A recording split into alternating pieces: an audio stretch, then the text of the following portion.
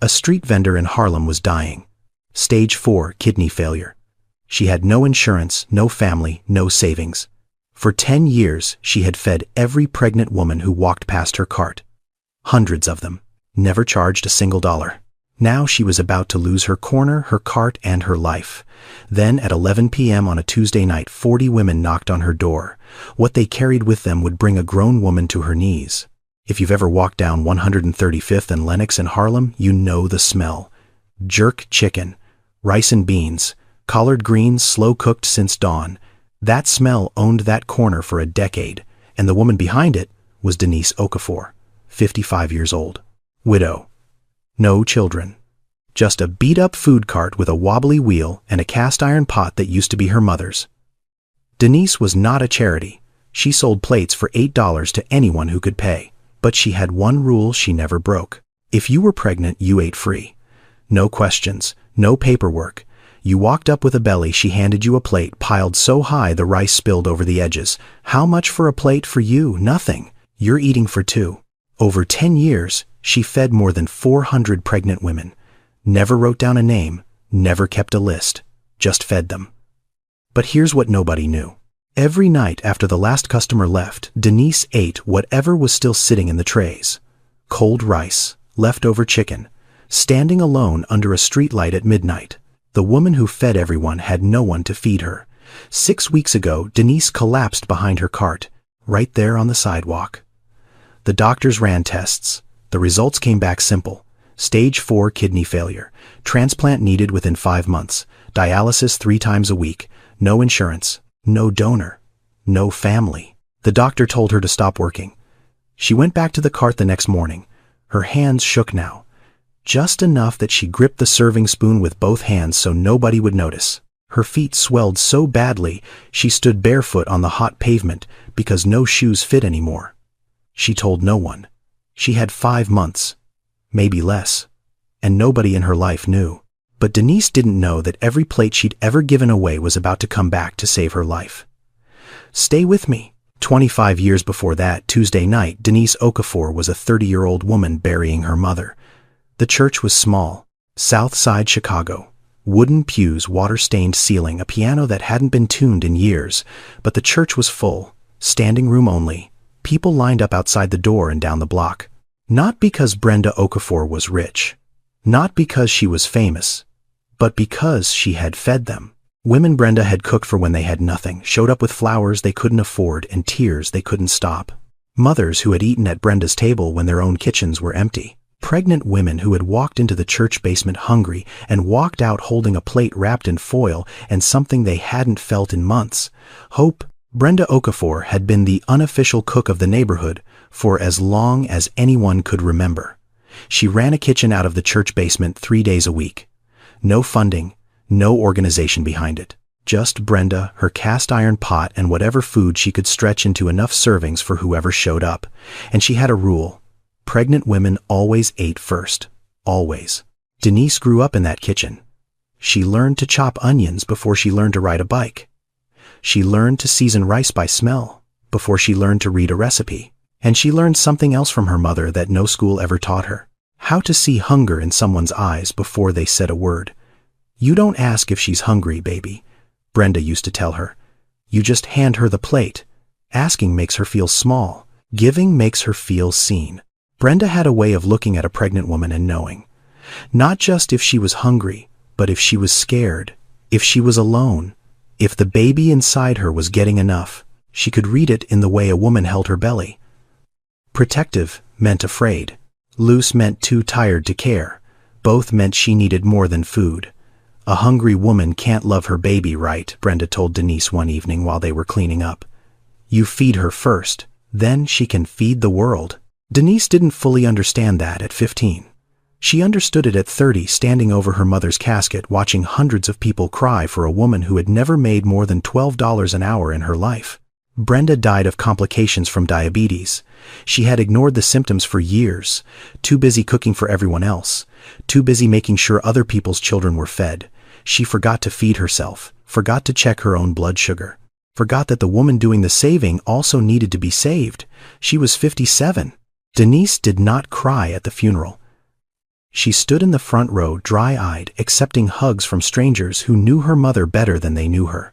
But that night alone in Brenda's kitchen, Denise pulled out the cast-iron pot.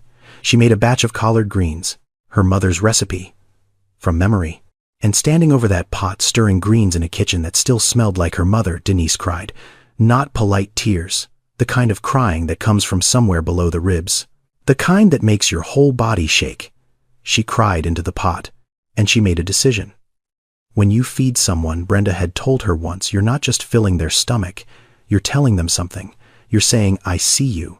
2 weeks later, Denise packed one suitcase and her mother's cast-iron pot. That pot was heavier than everything else she owned combined. She took a bus to New York City. She had no plan, no job waiting, no apartment. Just a pot and a promise she'd made to a dead woman in an empty kitchen. She was going to keep cooking. The first year in New York, Denise washed dishes at a Dominican restaurant on Amsterdam Avenue for $6 an hour. She worked the night shift, came home smelling like grease and bleach, slept 4 hours, did it again. The second year, she picked up a lunch shift at a diner in the Bronx. 2 jobs, 14-hour days. She saved every dollar she didn't spend on rent and beans and rice. The third year, she found a used food cart on Craigslist. $250. 1 broken wheel. No canopy. The paint was peeling so bad you couldn't tell what color it used to be. She bought it with cash in a McDonald's parking lot. The fourth year, she fixed the wheel herself with a wrench she borrowed from her landlord. She learned to make jerk chicken from a Jamaican woman named Gloria, who lived 2 floors down. She learned rice and peas from Gloria too, and a sofrito recipe from the Dominican cook she used to wash dishes for. She combined everything with her mother's collard greens recipe and set up at the corner of 135th and Lenox. The cart looked like it had barely survived a war. But the food tasted like it came from a grandmother's kitchen, because it did. Within a month, she had regulars, construction workers on their lunch break, nurses coming off 12-hour shifts, cab drivers who parked just to eat. They came for the food. They stayed because of the portions. Denise served plates, like she was afraid you might not eat again tomorrow. But nobody asked her name. She was the food cart lady. The woman on the corner, the one with the jerk chicken. They paid. They said thanks. They walked away. And Denise stood behind that cart day after day, year after year, invisible in the way that only poor women who feed other people can be. Not ignored out of cruelty, just overlooked out of habit. She had become part of the scenery. Like the fire hydrant, like the mailbox on the corner. People knew she was there the way, a streetlight is there. You notice it when it goes out. Never before. Then one night in December, during her 3rd winter on that corner, everything changed. Denise was closing up. It was almost 9. The temperature had dropped below freezing, and her fingers were stiff from gripping the serving tongs all day. She was about to lock the cart when she saw her. Across the street. A young woman. Couldn't have been more than 19. Thin coat, no gloves, arms wrapped around a belly that was at least 8 months along. She was standing on the sidewalk, staring at Denise's cart, the way a child stares at something in a store window they know they can't have. Hungry. Not the kind of hungry that comes from skipping lunch. The kind that lives in your face. In your eyes. The kind that makes your body shrink even as your belly grows. Denise had seen those eyes before. In her mother's kitchen. In the mirror. She didn't call out. Didn't wave. She just filled a plate. Piled it high. Rice spilling over the edge. Jerk chicken on top. Extra collard greens because the girl looked like she needed iron. Then Denise walked across the street and held out the plate. Here, eat. The girl looked at the plate, then at Denise, then back at the plate. Her lip trembled. I don't have any money. I didn't ask. Eat. Her name was Tasha Caldwell. But Denise didn't know that. Didn't ask. She just stood there next to this girl in the freezing cold while Tasha ate, standing up on the sidewalk, tears running down her face, shoveling rice into her mouth like she hadn't eaten in days. Because she hadn't. Denise didn't say a word. She just stood there. Not pitying, not questioning, just present. Just making sure this girl wasn't alone while she ate. When Tasha finished, she tried to hand the plate back. Denise shook her head. Keep it. Come back tomorrow. Tasha looked at her. Really looked. Like nobody had looked at Denise in years. Thank you. 2 words. Said so quietly they almost disappeared into the cold. But Denise heard them, and something cracked open in her chest. Not sadness, recognition. She had been this girl once, standing in her mother's kitchen, hungry, scared, waiting for someone to notice. That girl's eyes. Denise couldn't stop thinking about them that night. She'd seen those eyes on dozens of women in her mother's kitchen. Young, scared, pregnant, alone, carrying a life inside them while barely holding on to their own. That was the night it started. That plate of food would change both their lives. But neither of them knew it yet. Over the next 10 years, Denise fed every pregnant woman who came to her corner. She never advertised it, never put up a sign. Word just spread the way it does in neighborhoods like Harlem, quietly, through shelters and clinics and church groups and whispered conversations between women who had nowhere else to go. If you're pregnant and you're hungry, go to 135th and Lenox. The food cart lady will feed you. She won't ask questions. And Denise had rules. She never broke them. She never asked a woman's name. She never asked how far along she was. She never asked about the father or the family or the situation. She never accepted money from a pregnant woman, even when they tried to pay after getting back on their feet. And she always filled the plate fuller than normal. Always. A regular plate was generous. A pregnant woman's plate was overflowing. Year 2. A teenager showed up, 16, maybe 17, pregnant, kicked out by her family. Living at a shelter on 128th Street, she came to Denise's cart every day for 3 months straight, never said much, just took the plate, ate, and left. Then one day the belly was gone, and the girl never came back. Denise didn't know if the baby lived, didn't know if the girl was okay. She never found out. She just noticed the empty space on the sidewalk where that girl used to stand, and she kept cooking. Year 5. A woman carrying twins. Husband left, working 2 jobs, barely sleeping. She started coming around in her second trimester. Denise fed her every day, and then she started making an extra plate, wrapped in foil, tucked into a plastic bag, handed over without a word, for dinner, because 1 meal a day wasn't enough when you were growing 2 people inside you. 2 plates, every day, for 4 months. They never discussed it. Year 8. Denise started getting tired in a way she hadn't felt before. Not regular tired, bone tired. Her feet swelled, her ankles disappeared. She started waking up 3-4 times a night to use the bathroom. Her vision got blurry around the edges some afternoons. She cooked barefoot because no shoes fit anymore. She didn't go to a doctor. She had no insurance, and the cart didn't take days off. If she didn't cook, the pregnant women didn't eat. So she kept going. Nobody counted how many women Denise fed over those 10 years. Not the city, not a nonprofit, not a journalist, not even Denise. She didn't keep records. She kept cooking. But if you had to guess, the number was somewhere north of 400. 400 women. 400 plates piled high. 400 times she said the same thing. For you, nothing. You're eating for 2. 400 women who walked away fed. And not one of them forgot the woman who did it.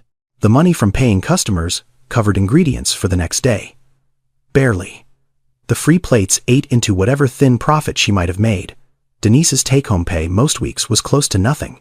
She lived in a studio apartment on the 5th floor of a building with no elevator. She owned 3 sets of clothes. She hadn't bought new shoes in 4 years. "I'm not a charity," Denise would say if anyone asked. "I'm just a woman with a pot and a corner. But if you're carrying a baby and you're hungry, that baby is my business too."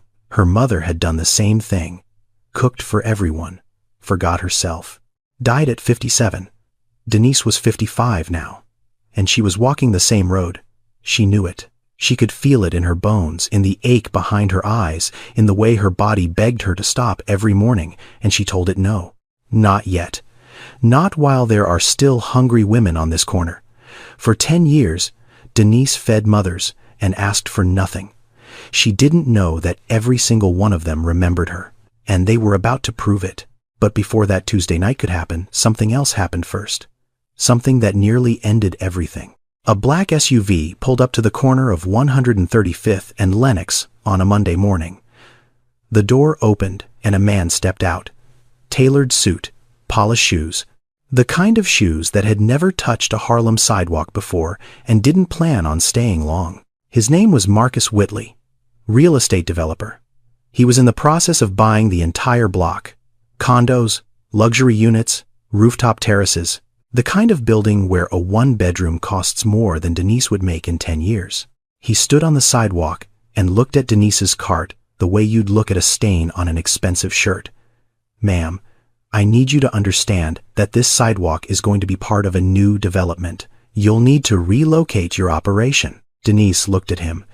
She was holding a serving spoon in one hand and a foil tray of rice in the other. "Relocate to where?" "That's not really my concern." She didn't argue, didn't raise her voice. She'd been moved before. From Chicago, from her mother's kitchen, from every place she'd ever tried to build something small and good. Being told to leave was not new to Denise Okafor. It was familiar. The kind of familiar that settles in your chest like a stone you've been carrying so long you forget it's there. Marcus handed her a letter. Official looking. Legal language. 30 days to vacate the sidewalk. Failure to comply would result in permit revocation and possible fines. Denise read it slowly. She understood every word. She folded it and put it in her apron pocket. Marcus looked at the cart. His eyes moved over the chipped paint, the wobbly wheel, the handwritten menu taped to the side with packing tape. His condo project was worth $50 million. Denise's cart was worth maybe $300. But that $300 cart had fed more mothers than his $50 million building ever would. He didn't know that. He didn't ask. That night, Denise climbed the 5 flights to her studio apartment. She sat on the edge of her bed and looked at the cast-iron pot on the kitchen shelf. Her mother's pot. The one she'd carried from Chicago on a Greyhound bus 25 years ago. "If I lose the corner, I lose everything. The cart is all I have. The cart is all I am." She sat with that thought for a long time. The letter from Marcus on the nightstand, the pot on the shelf, the silence of a home that belonged to someone who had spent her whole life making sure other people never felt this alone. Then that same week the test results came back. She'd finally gone to a clinic. Not because she wanted to, because she collapsed behind the cart and a customer called an ambulance. Stage 4 kidney failure. Both kidneys operating at less than 15%. The doctor laid it out in plain terms. You need dialysis 3 times a week, minimum. Ideally, you need a kidney transplant within the next 5 months. Without treatment, your body will start shutting down. Do you have insurance? No. Do you have family who might be tested as potential donors? No. The doctor paused, looked at her chart, looked back at Denise. "Miss Okafor, you need to stop working and start treatment immediately. If I stop working, the pregnant women don't eat." The doctor blinked. "Miss Okafor, if you don't stop, you die." Denise looked at the doctor the same way she'd looked at Marcus Whitley. Calm. Steady. Not defiant, but not afraid either. The look of a woman who had been told her whole life that the things she cared about didn't matter to the people making decisions. She walked out of the clinic. She went back to the cart the next morning. Denise was about to lose her corner, her cart, and her kidneys, all at the same time, and she had no one, or so she thought. Denise woke up at 4 in the morning the way she always did, not to an alarm, to pain. Her lower back throbbed like someone had pressed a hot iron against her spine. Her ankles were so swollen they looked like they belonged to someone twice her size. She sat on the edge of the bed for a full minute before she could stand. Then she stood for another minute before she could walk. She made it to the kitchen, pulled the cast-iron pot off the shelf, started cooking. Rice on by 4:15, chicken seasoned by 4:30, collard greens simmering by 5. She moved through the routine the way she'd moved through it for 10 years. Muscle memory. Automatic. Her body knew what to do even when her body was failing. By 6, the food was ready. By 7, she was pushing the cart down 135th Street. The wheel still wobbled. Her feet still ached. But the cart was full. And that was all that mattered. She served plates all morning. Smiled at every customer. Said thank you. Made change. Acted like a woman who wasn't dying. But her hands shook. Not a little anymore. Enough that she started gripping the serving spoon with both fists so the rice wouldn't spill. She positioned herself so customers couldn't see her wrists trembling. She kept her sunglasses on even when the sky was overcast because her eyes had turned a shade of yellow she didn't want anyone to ask about. Mama, you did the same thing. You cooked until you couldn't stand. I used to be angry at you for that. I used to think, why didn't you just stop? Why didn't you take care of yourself? Now I understand. When cooking is all you have, stopping feels like dying before you're dead. Around 2 in the afternoon, a pregnant woman walked up. Young, maybe 23, big belly, tired eyes. The kind of woman Denise had been feeding for a decade. Denise reached for the serving spoon, started to fill a plate. And then the world tilted. Her vision went black at the edges. The sounds of the street got far away. Her knees buckled and she grabbed the edge of the cart with both hands, holding on the way you hold on to something when the ground disappears beneath you. The pregnant woman stepped back. Are you okay? Denise blinked, forced a smile. Just the heat, baby. I'm fine. She wasn't fine. She was dying. She finished serving the plate.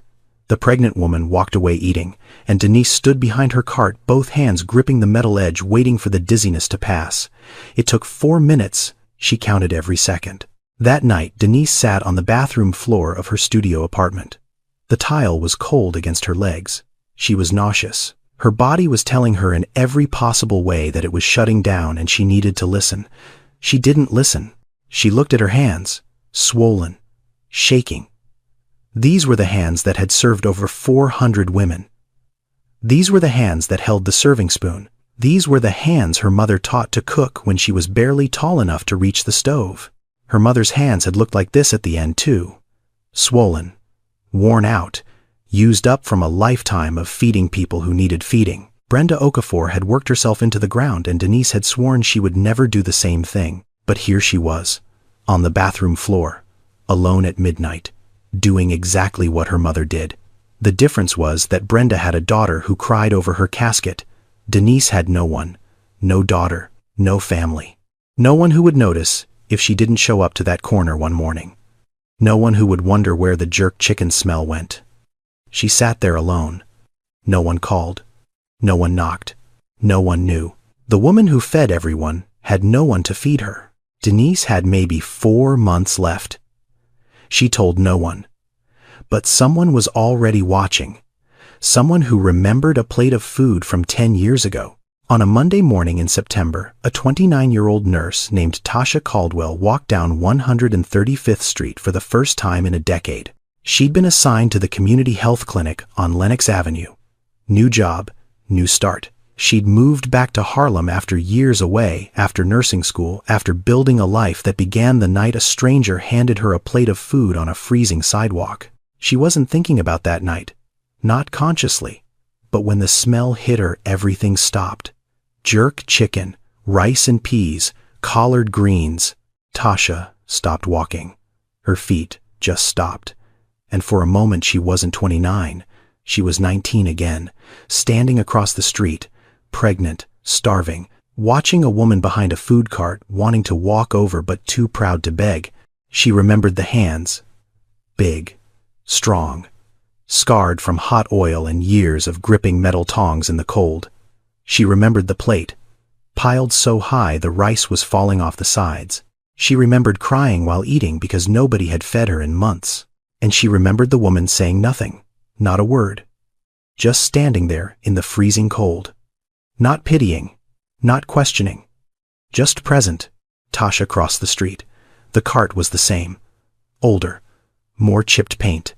The menu was still handwritten and taped on with packing tape. And the woman behind it was the same too.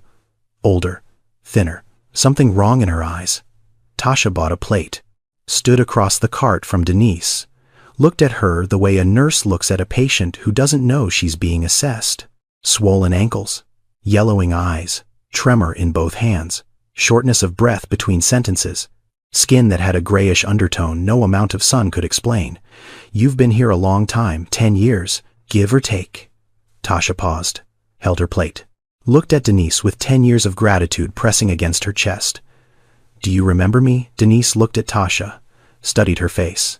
Something flickered, maybe recognition, maybe just kindness. Then she shook her head gently. I'm sorry, baby. I don't keep track. Too many faces. Too many faces. Hundreds of women. Hundreds of plates. Denise didn't remember a single name, but every single one of them remembered hers. Tasha didn't say anything else. She ate her food, said thank you, walked away. But she came back the next day, and the day after that, and every day that week. She watched Denise the way she'd been trained to watch patients. From a distance, without letting on, she noted the symptoms, the worsening tremor, the increasing breathlessness, the way Denise had to sit down on an overturned crate behind the cart every hour, the way she pressed her hand against her lower back and winced when she thought nobody was looking. But Tasha was looking. On the 5th day, Tasha saw Denise try to lift a full tray of rice and nearly drop it. Her arms gave out. She caught the tray against the edge of the cart, food sloshing over the side, and stood there for a moment with her eyes closed, breathing through whatever pain had just hit her. That night, Tasha made a phone call. "I need your help. There's a woman on 135th who saved my life 10 years ago. She's dying, and she doesn't even know it. Or maybe she does and she just doesn't care." Tasha was about to do something that would change everything. But first, she needed to find the others. The women Denise had forgotten.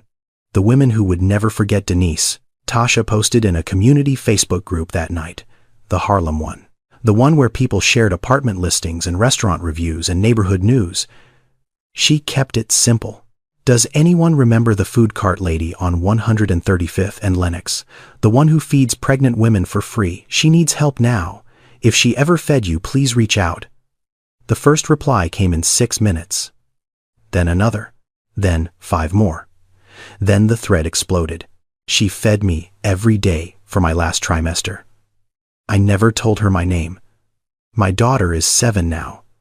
I was homeless and pregnant with twins. She gave me 2 plates every night. 2. 1 for each baby, she said. I tried to pay her once after I got back on my feet. She said, "Pay me by eating." That's enough. My water broke at her cart. She called the ambulance and held my hand until it came. I never saw her again after that. She gave me extra collard greens every time because she said the baby needed iron. My son is 9 now. He's healthy. He's smart. And he's alive because a stranger on a street corner decided he mattered before he was even born. The messages kept coming. Women from shelters. Women from clinics. Women who had moved away and come back. Women who had never left Harlem. Women who were now teachers, nurses, cashiers, bus drivers, social workers, all of them connected by one woman and one cast iron pot. Tasha read every message. She made a list. She started calling people. And the plan took shape. Then a message came through that changed everything. "My name is Dr. Pamela Graves. I'm an obstetrician at Columbia Medical Center. 8 years ago, I was a broke pregnant medical student eating at that food cart every day because I couldn't afford groceries. That food cart kept me alive long enough to become a doctor. What do you need? I'm in." Tasha stared at that message for a long time. A doctor. A real doctor. Who had once been a hungry pregnant woman standing at Denise's cart. If that wasn't proof that a plate of food could change the course of a life, nothing was. Over the next 2 weeks, Tasha organized. She made calls from the clinic break room during her lunch. She sent messages late at night after her shifts. She tracked down women through shelters, through church groups, through word of mouth. Some of them had moved out of Harlem. Some had moved out of state. But when they heard the food cart lady needed help, they came back. Every single one. 40 women confirmed. 40 women who had been fed by Denise Okafor when they had nothing. 40 women who carried the memory of a plate of food the way you carry a scar. Not with pain, with proof. Proof that someone saw them when nobody else did. Some of them brought money. Some brought diapers and groceries, because old habits die hard when someone teaches you that giving is just what you do. Dr. Graves brought something else. She brought a plan, a medical plan. The kind of plan that only someone with a hospital badge and a debt to a food cart lady would think to make. They set a date. A Tuesday night. They made a plan. And Denise had no idea what was coming. 40 women, 40 different lives, 40 stories connected by one woman and her cast iron pot. And Denise had no idea what was coming. If you're invested in this story, you're not going to want to miss what happens next. Subscribe now so you don't miss the moment that changes everything. That Tuesday evening, Denise sat in her studio apartment in the dark. She hadn't turned on the lights. Didn't see the point. The streetlight outside her window threw a pale stripe across the kitchen, and it landed on the cast-iron pot sitting on the shelf the way it always sat on the shelf. Heavy, still, holding the ghost of every meal her mother had ever made in it. On the nightstand, 2 pieces of paper. The eviction notice. 7 days to vacate the sidewalk. And a prescription she hadn't filled because the medication cost more than she made in a week. She stared at the pot. Maybe Mama was right. Maybe cooking was the only thing I was ever good at, and now I can't even do that. She thought about the corner, about the cart, about the pregnant women who would show up tomorrow expecting a plate and find nothing. She thought about what her mother would say. She thought about what the doctor had said. 5 months, maybe less. She closed her eyes. Then someone knocked on the door. Denise didn't move. Probably the landlord, or a neighbor complaining about something. She didn't have the energy. The knock came again. Louder. Then again. Not angry, loud, insistent. The kind of knock that says, "I'm not leaving." Denise pulled herself up from the bed. Walked to the door. Opened it. Tasha Caldwell stood in the hallway. Behind Tasha, the hallway was full. Women. Dozens of them. Lined up down the corridor, spilling onto the staircase, voices echoing from the floors below. Some of them held children. Babies on hips. Toddlers gripping their mothers' hands. Small children who had no idea where they were, or why, only that their mothers had brought them somewhere important. Denise looked at them. 40 faces. She didn't recognize a single one, but every single one of them recognized her. "Miss Denise." Tasha's voice was steady, but her eyes were not. "You fed me when I was 19 and pregnant, and had nothing. You never asked my name, but I never forgot yours." A woman behind Tasha spoke. "You fed me too. My son is 6 now. He's here."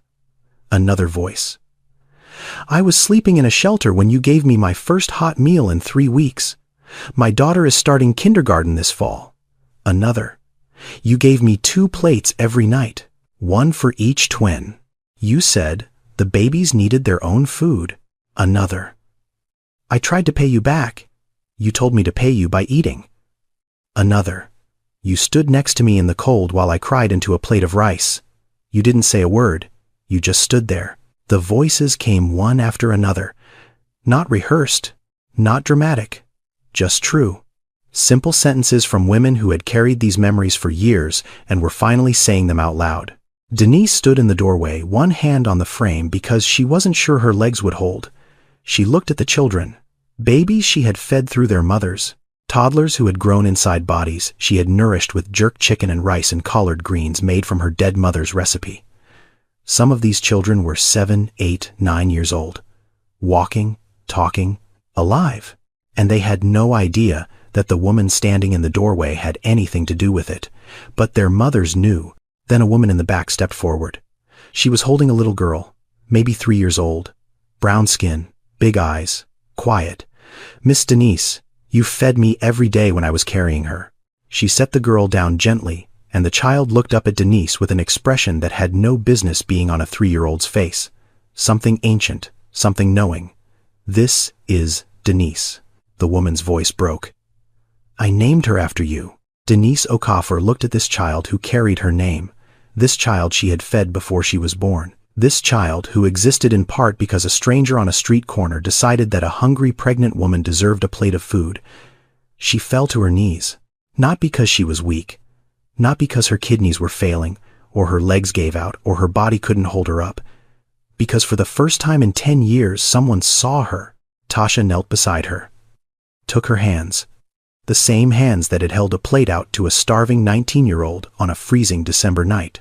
The same hands that had fed 400 women without ever asking a single name. "We see you, Miss Denise. We've always seen you." Denise couldn't speak. She just knelt there on the floor of her hallway, surrounded by women she didn't remember and children she'd helped bring into the world, and cried the way she hadn't cried since the night she made collard greens in her dead mother's kitchen. But they didn't just come with words. They came with something else, something that would save Denise Okafor's life. Tasha pulled out her phone, held it up so Denise could see the screen. "What is this?" It's a GoFundMe page, Miss Denise. We set it up 3 days ago. Denise squinted at the screen. She didn't understand what she was looking at. There were numbers, a progress bar, a photo of her cart that someone must have taken without her knowing, and a number at the top, $87,000. Denise stared at it, blinked, looked at Tasha, looked back at the screen. What do you mean 87,000? It's donations. From the community, from the women you fed, from strangers who heard about you and wanted to help. $87,000 in 72 hours. Denise shook her head. This is too much. I can't take this. I didn't ask for this. You don't have a choice, Tasha said gently. We already decided. This money is for your dialysis, for your treatment, for keeping you alive long enough to get back behind that cart. A woman stepped through the group. She was tall, professional, wearing a white coat under her jacket. She carried herself the way doctors carry themselves. Certain, measured, but her eyes were soft. Miss Okafor. My name is Dr. Pamela Graves. I'm an obstetrician at Columbia Medical Center. Denise looked at her, nodded politely. The way you nod at someone you've never met. 8 years ago, Dr. Graves continued, you fed me every day for 4 months. I was pregnant. I was broke. I was in my last year of medical school and I was ready to quit. I couldn't afford groceries. I couldn't afford rent. I ate at your cart every single day and you never let me pay. Your jerk chicken specifically kept me going. Denise's face shifted. Something moved behind her eyes. Not recognition, something deeper. I remember the jerk chicken, Denise said quietly. But I don't remember you. I'm sorry. Don't be. Dr. Graves smiled. You didn't need to remember me. You just needed to feed me, and you did. Dr. Graves explained what she had done. She had contacted the transplant program at Columbia. She had pulled strings, called in favors, talked to the financial aid office. She had gotten Denise enrolled in a charity care program for patients without insurance. The GoFundMe would cover what the program didn't. Between the two, Denise's treatment would be fully funded. Every test, every procedure, every follow-up, covered. Denise sat there on the hallway floor, surrounded by 40 women, and processed something she had never had to process before. People helping her, not the other way around, her, the one who always gave, being given to. She didn't know what to do with her hands. Then Tasha knelt in front of her again, and her voice changed, got quieter, steadier. The way a person's voice gets when they're about to say something they've rehearsed 100 times in their head, but it still doesn't feel big enough. There's one more thing. Silence. I got tested, Miss Denise. At the hospital. Last week. Tested for what I'm a match. For your kidney, I want to give you mine. The hallway went still. Even the children stopped fidgeting. 40 women holding their breath. Denise's face broke.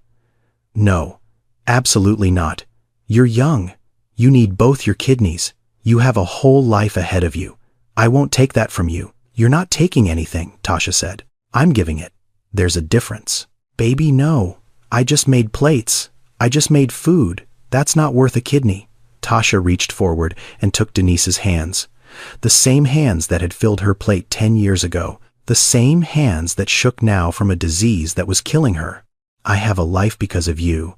I was 19 years old and starving and pregnant and alone, and you walked across a street and handed me a plate of food and stood next to me in the cold while I cried. You didn't know my name. You didn't need to. You just fed me.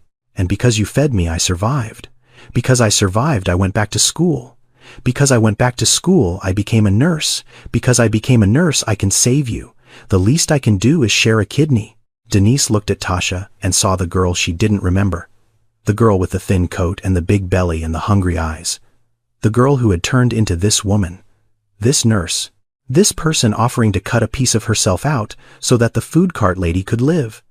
I just made plates, Denise whispered. I didn't know I was making miracles. The woman who never asked for anything was being given the one thing she couldn't buy, couldn't cook, couldn't earn, a second chance at living. But the fight wasn't over. Denise still had a landlord trying to take her corner.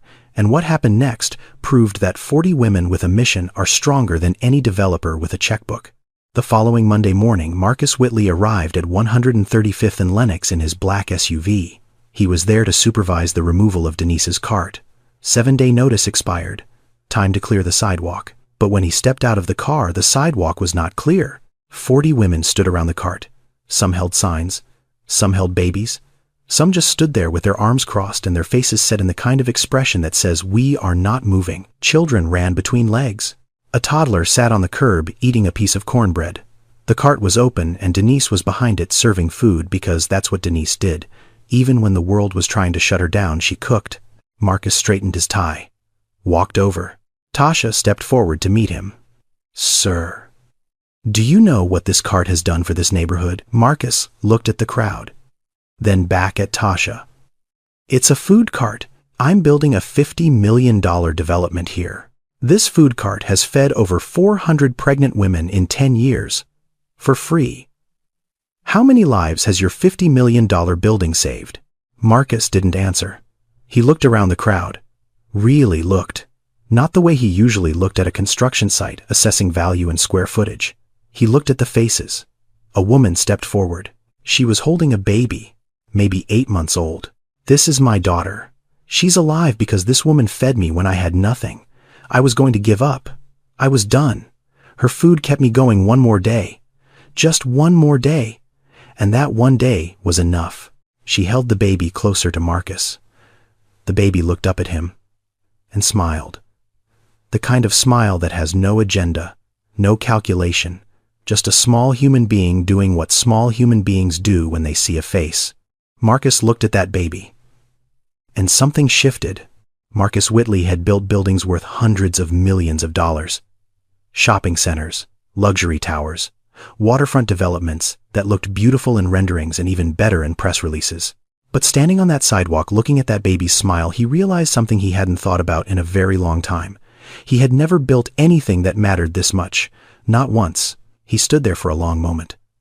The women watched him. Denise watched him. The baby kept smiling. Then Marcus turned to Denise. "Miss Okafor, I'm going to build around you. This corner stays, and when the building goes up, your cart goes inside. Permanent lease, free." The sidewalk erupted, women cheering, children clapping because children clap when adults cheer. Denise standing behind her cart, still holding the serving spoon, tears running down her face for the second time that week. Marcus didn't do it because he was generous. He didn't do it because it was good press, though it would be. He did it because for the first time he saw what everyone else on that block had always known, that a $300 food cart could be worth more than a $50 million building. Denise had her corner. She had a kidney on the way. She had 40 women who loved her. But the story doesn't end here. What happened 6 months later will stay with you forever. The surgery was scheduled for a Thursday morning in February. Denise arrived at the hospital the night before. They put her in a room on the 4th floor. White walls, machines, the smell of disinfectant and institutional calm, everything clean, everything sterile, everything the opposite of her cart on 135th Street. She sat on the edge of the hospital bed in a gown that tied in the back and left her feeling exposed in ways she wasn't used to. Denise Okafor was a woman who stood behind things, behind her cart, behind her serving spoon, behind the act of giving. Sitting in a hospital bed about to receive felt like wearing someone else's skin. Tasha came in the night before the surgery. She was wearing a matching hospital gown. Her own pre-op preparations were done. Blood work, imaging, consent forms signed. She was ready. She sat on the chair next to Denise's bed. Neither of them spoke for a while. The kind of silence that only happens between two people who are about to share something that can't be taken back. Denise broke it first. "Why are you doing this? You barely know me." Tasha looked at her. "I know everything I need to know. You fed me when nobody else would. You didn't ask my name. You didn't ask for thanks. You just handed me a plate and stood next to me in the cold. That's enough. That's more than enough." Denise shook her head slowly. "A plate of food is not worth a kidney." Tasha smiled. "You gave me food when I had nothing. Now I'm giving you a kidney. Seems like a fair trade to me." Denise laughed. A real laugh. The kind that comes from a place that has been holding tension for so long that when it finally lets go, it sounds almost like crying. My mama would have liked you. Tasha reached over and took her hand. Tell me about her. And Denise did. She talked about Brenda, about the church kitchen on the south side, about the cast iron pot, about the collard greens recipe that she had carried from Chicago to Harlem like it was sacred text. She talked until the nurse came in and said they needed to rest. The next morning they wheeled both of them to pre-op, side by side, 2 gurneys, 2 women, one who had given food, one who was giving a kidney. The math didn't make sense on paper, but it made perfect sense in the hallway of that hospital, where 40 women sat in the waiting room, some praying, some pacing, some holding sleeping children in their laps. Dr. Graves supervised. She checked charts. She spoke to the surgical team. She walked between the waiting room and the operating floor with updates. The doctor, who once ate jerk chicken on a street corner, was now making sure the woman who cooked it survived. The surgery took 4 hours. Nobody left the waiting room. When it was over, Dr. Graves came out. She didn't need to say anything. Her face said it. Both are stable. Both are doing well. The transplant was successful. The waiting room erupted the way it had erupted on the sidewalk, cheering, crying, children waking up confused and then cheering too, because that's what everyone else was doing. Denise woke up in recovery. The room was dim. Machines beeped. Her abdomen ached in a way she'd never felt before. But something else was different too. The heaviness was gone. Not just the pain, the weight she'd been carrying, the exhaustion that went deeper than her kidneys. Something had lifted. She turned her head. And on the small table next to her bed, she saw it. The cast iron pot. Tasha had brought it from Denise's apartment, had asked a friend to go get it that morning, had placed it on the table so it would be the first thing Denise saw when she opened her eyes. So you see something familiar when you wake up, Tasha had told the nurse. So she knows she's not alone. Denise reached out and touched the pot, cold iron under her fingers. Her mother's pot. The pot that had crossed from Chicago to Harlem on a Greyhound bus. The pot that had cooked 1,000 meals for 1,000 people who needed feeding. She couldn't speak. She just lay there with her hand on that pot and cried. She had a new kidney. But what really saved her was older than medicine. It was a plate of food given freely 10 years ago. 6 months later, Denise Okafor stood behind a counter again. Not the old cart. The cart was gone. In its place was something she never could have imagined. A small kitchen built into the ground floor of Marcus Whitley's new development on the corner of 135th and Lenox. Nothing fancy. Tile floors. A serving window that opened onto the sidewalk. 3 tables inside. A canopy outside for when it rained. Above the door a sign. Hand-painted. The letters were wobbly and uneven because they'd been written by a 7-year-old girl named Denise, the little girl who had been named after her. The sign read, Brenda's Kitchen. Denise had chosen the name herself, not her own name, her mother's, because everything she knew about feeding people, everything she believed about what a plate of food could do, came from Brenda Okafor, the woman who cooked in a church basement on the south side of Chicago until her body gave out. The woman who said, a hungry woman can't love her baby right. The cast iron pot sat on the counter, center stage, right where everyone could see it. It was the first thing you noticed when you walked in. Not because it was beautiful, because it was real. Scratched and dented and seasoned with decades of meals that had kept people alive. Denise cooked jerk chicken, rice and peas, collard greens, the same menu, the same recipes, the same smell that had owned that corner for more than a decade. And she still had the same rule. But something was different about Denise now. Not just the new kidney, not just the health that was slowly returning to her body. Something in her face, a softness that hadn't been there before. For 10 years, she had cooked with the quiet intensity of a woman who believed she had to do everything alone. Now she cooked with the ease of a woman who knew she wasn't alone anymore. She still arrived at 4 in the morning. Still seasoned chicken by feel. Still served every plate like it might be the last meal someone ate that day. But now, when she looked up from the counter, she saw faces she recognized. Faces that recognized her back. She was no longer the invisible food cart lady. She was Denise. She had a name. She had people. A young woman walked up to the counter, belly round under a thin jacket, eyes tired. The same eyes Denise had seen 1,000 times before. How much? Denise looked at her. Smiled. For you, nothing. You're eating for two. The same words. The same plate piled high. The same refusal to take money from a woman carrying a child. Some things don't change. Some things shouldn't. But other things had changed. Every Saturday morning, Dr. Pamela Graves came to the kitchen. She set up a folding table in the corner and offered free prenatal checkups to any pregnant woman who walked in. Blood pressure, weight, basic screenings. The kind of care that costs hundreds of dollars in a hospital but costs nothing at a kitchen counter next to a pot of collard greens. Tasha came after her nursing shifts. Still in scrubs, she served plates, cleaned tables, talked to the young mothers the way someone talks to people they understand because they were once exactly where these women are now. 12 volunteers showed up on a rotating schedule. Women from the neighborhood. Some of them were part of the original 40. Some were new. All of them had heard about Brenda's kitchen and wanted to be part of it. In 6 months, the kitchen served 200 pregnant women. For free. 3 volunteer doctors. 12 regular volunteers. What started with one woman and a broken cart had become a movement. On the wall behind the counter, Denise had hung one photograph. Just one.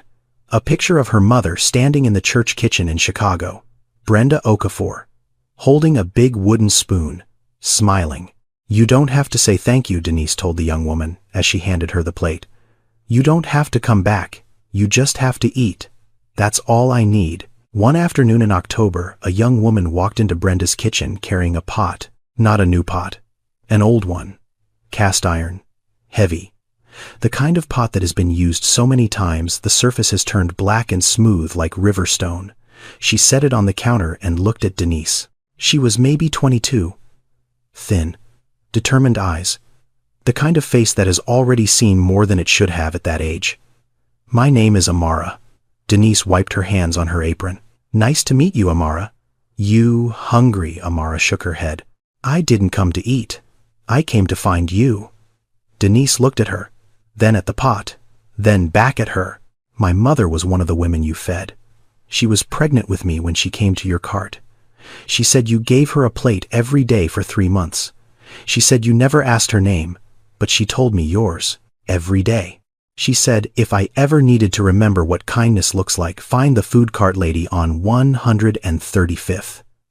Denise's breath caught. My mother passed 2 years ago. Cancer. But before she died, she gave me this pot. And she told me to find you. She said you would teach me. Amara pushed the pot closer. Denise looked at it. Old iron. Scratched. Seasoned. It looked like her mother's pot. It looked like every pot that has ever been used by a woman who cooked not because it was her job but because it was her calling. I want to learn, Amara said. I want to cook like you cook. I want to feed people the way you fed my mother. Denise looked at Amara and saw her mother. Not Amara's mother. Her own. A young woman standing in a kitchen learning to cook because an older woman told her the food was more than food. It was language. It was love. It was a way of saying, I see you, without opening your mouth. Denise took Amara's hand and placed it on the cast iron pot. You feel that? That's not just iron. That's memory. That's every meal ever made in a pot like this. Every mother fed. Every baby nourished before it was born. You don't learn to cook from recipes, baby girl. You learn from your hands. Your hands remember what your head forgets. Amara's eyes filled with tears. Denise held her hand on the pot. The same way Brenda had once held Denise's hand on a pot in a church basement in Chicago 40 years ago. I see you, baby girl. And your mama sees you too. That evening after the kitchen closed, Denise stood on the sidewalk outside Brenda's kitchen. The streetlights were coming on. The smell of jerk chicken still hung in the air. Somewhere down the block a woman was laughing. Somewhere a baby was crying. Harlem doing what Harlem does after dark. Denise looked up at the sky. The same sky her mother had looked up at in Chicago. The same stars that had watched over church basements and food carts and hospital rooms and all the places where women feed each other because that's what women do. Mama, I kept cooking. I kept feeding. And they came back. They all came back. She smiled. And she believed the way you believe things you can't prove but know in your bones that somewhere Brenda Okafor was smiling too. Thank you for following Denise's journey from invisible street vendor to the heart of a community. If this story moved you, if it made you think about the people you walk past every day without seeing, please subscribe to this channel and share this video with someone who needs to hear it today. Tell us in the comments, who is the person in your life who fed you literally or figuratively when you had nothing, who saw you when the world didn't? We want to hear your story. Remember, you don't need millions of dollars to change someone's life. Sometimes all it takes is a plate of food, a pair of hands, and the courage to say, I see you. A full plate is not just food, it's someone saying, I see you. You matter. Your baby matters. Stay blessed, stay bold, and never stop feeding the world in whatever way you can. Subscribe now and turn on notifications so you never miss another story like this one, and leave a comment telling us about the person who fed you when you needed it most.